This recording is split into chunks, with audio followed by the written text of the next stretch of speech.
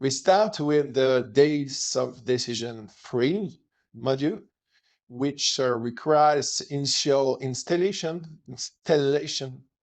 of the game's major countries, namely the USA, the Commonwealth, Japan, France, Italy, China, the USSR, and Germany. We'll be using the summary sheets of the options played by all the major countries for their decision, available on the Board Game Geek website, the link to which you'll also find below the video. There's a great help in tracking the progress of each country. I originally translated these cards into French for my fellow players. The initial game in September 2023 was played in my garage, but with the cold weather we're currently having, I had to move all my boards and counter to a space in my house. That won't stop the game from being told, I assure you. The next games will be played and presented outside in the garden. What could be more beautiful than spending hours in the sunshine playing your favorite game? Here are the different game boards, where you find the five main maps of the game: Western Europe, Eastern Europe, Asia, the Pacific, and America. Of the latter, I didn't keep the larger American map from my American face. Supported by three maps of Scandinavia and Africa. The counters you see here represent all the counters available at the start of with in its day of decision-free expansion. Tourists will note that the installation proposed in this expansion differs from some of the Commonwealth CPE offered by WIF 7 or 8 in its day of decision campaign.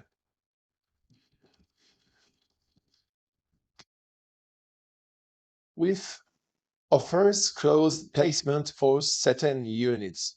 For example, Masha goals must be placed in India, for example, while other units can be freely placed in other regions of the world. It's this freedom that brings a touch of renewal to the game when you've played it a lot. It allows you to choose strategies capable of improving the situation of the country being played. Here, you will only see the counters placed on the map, deliberately at a distance from each other to allow you to measure the number of counters available in 19 first fractive states. This is a pre-installation.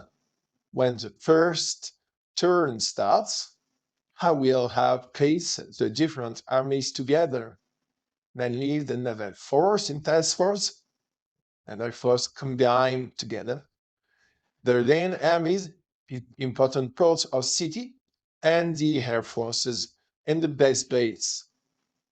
However, as you play through the game, you'll find that the way the game is set up from the outset is essential, as it provides information about the general strategies that players will want to implement. In reality, rounds last only a short time, and the placement error or was still a change of strategy very often takes several months to change.